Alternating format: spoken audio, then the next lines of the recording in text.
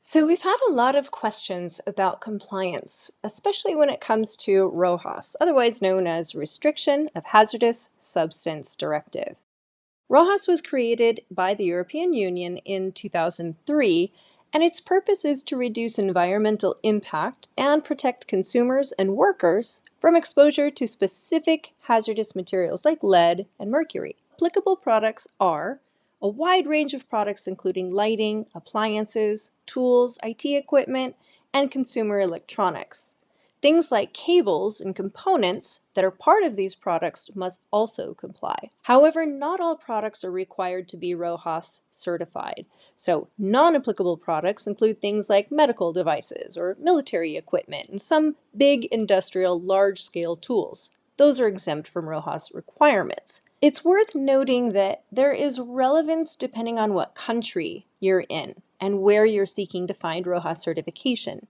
Clearly, RoHS certified products are going to be more easily found in the European Union because that's where the directive originated. And other countries like China, Korea, and the United States have similar regulations, which makes compliance necessary for global trade. Other countries like India have different or evolving regulations that might not fully align with RoHS. And this matters because if you're a project team located in regions or countries where RoHS is not standard, you may find it more difficult to find products that meet those green building certification requirements. So when it comes to Well Feature X05, and I'm looking at the section marked Subpart 2, Electrical and Electronic Products, here's what you need to know.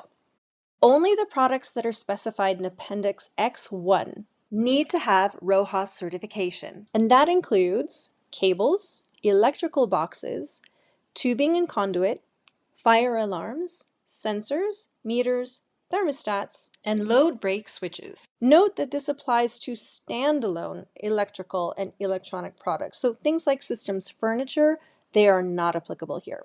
Okay, so how to identify RoHS compliant products? Like, what am I looking for? Well, the first and probably the easiest thing to do is to look at the product itself. Most products will have the CE mark on them, and it might have some other codes after it. Many products will have the label or a sticker or a mark directly on it, or in the packaging that it came from. You can also look for a manufacturer's declaration, and this is also called a DOC. And you can check this by asking the manufacturer for it, or sometimes they'll have it on their website or with the product. And this ensures that the manufacturer is stating that it has compliance with the RoHS directives. Now you can also look for something called a Certificate of Conformity, or a RoHS COC. This is a manufacturer's in-house statement that indicates RoHS status. Now sometimes these are used interchangeably, but be careful because note that a COC can apply to the production or some series or only one part, so make sure you're checking what your product is actually referencing. Third-party certification websites are another great resource. These are the third-party testing labs such as SGS or Intertek that perform the testing and verify compliance independently. Now, many of them maintain databases of RoHS compliant products online. I find this particularly handy if you're trying to verify if a product's RoHS certification is legitimate. You can enter the product model and often you'll find it there. So, where do I find RoHS compliant products? Well, you can go to the manufacturer's website. That's the easiest place to start. And you can search their whole product line or product literature. Some, but not all, will maintain their own databases for product catalogs, or they'll show that on a data cut sheet. Now, testing and certification bodies, as I mentioned before, is also a nice place to search. They have databases often. I like to use Intertek, SGS, Bureau Veritas, and UL are just a few examples. Now, you can also search databases and product libraries like the Declare database, but if you're going to pursue using a Declare label for your RoHS compliance, there's a few things you really need to know before you do this. In order to explain, let's back up for a second. Let's look at what the RoHS requirements are. RoHS restricts the use of 10 hazardous substances in electrical and electronic equipment. The specific chemicals and their allowable amounts are here. This is when you take your screenshot.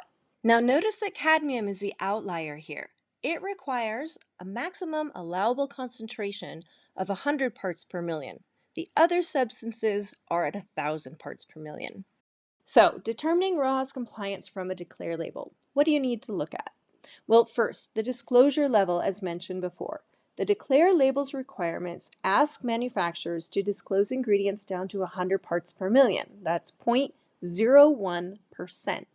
Now, this aligns well with the concentration thresholds for RoHS, especially for that cadmium outlier. Now, Red List Free, that's the second piece. If a product has achieved Red List Free status, it should not contain any substances that are listed in RoHS, as these would prevent it from being Red List Free. Now, you could also look for a Declare label that is Red List Approved. That status requires disclosure between 99% and 100% of the contents, giving manufacturers a little bit of leeway for some proprietary ingredients. But that 1% allowance still cannot contain any red list ingredients that are not covered by an existing exception. I'm not going to get into all the exceptions when it comes to the red list approved status, because they're not really relevant to this RoHS conversation. Really, the only one that would be is exception RL002B, small electrical components exception, which, well, requires conformance with RoHS. So, what you can look for, as said, is a status of Red List Approved or Red List Free, because that'll cover you for the substances and for the disclosure level. There are some limitations. Formal RoHS certification is a special thing. A Declare label is not a substitute for it, but it can assist project teams with documentation for XO5. For verification, I would always recommend that you get your Declare label third-party verified. This is a higher degree of confidence, and I think that that's always a great thing. Plus, third-party verified Declare labels are actually worth more. They can potentially earn you more points, such as on feature XO7, Materials Transparency Part 3. If a product isn't certified and you just can't find anything in any of the resources that we've talked about, here's some steps you can take. Contact the manufacturer. Inquire if they have plans to achieve RoHS or if they offer compliant alternatives. Sometimes they don't list all of their products in a catalog that you're looking at, but they might have products because they do trade internationally, and they might have something that works in a European market that would work for you. Ask the manufacturer and their suppliers to get detailed documentation to verify their products comply with RoHS. And again, this is akin to that certification of conformity, as I mentioned earlier. Now, something else you can consider is if you think you have an equivalent regulation or certification or directive in your country that meets the intent of the RoHS directive as it is intended in the WELL XO5 feature, you can submit an equivalency proposal. As mentioned before, there are a lot of countries that are working on regulations that are similar to RoHS.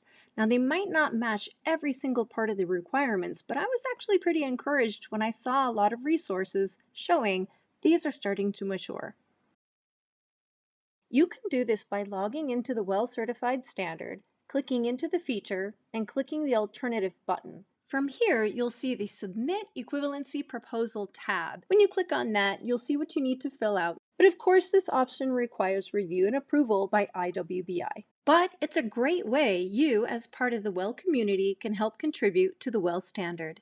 And finally, another suggestion, you can ask a manufacturer to pursue a Declare label that's third-party verified, Red List Approved, or Red List Free. If they need help with that, reach out to a certified assessor such as a Greener Space. We're here to help. If you want more information about RoHS, you can visit the European Commission's website as seen here.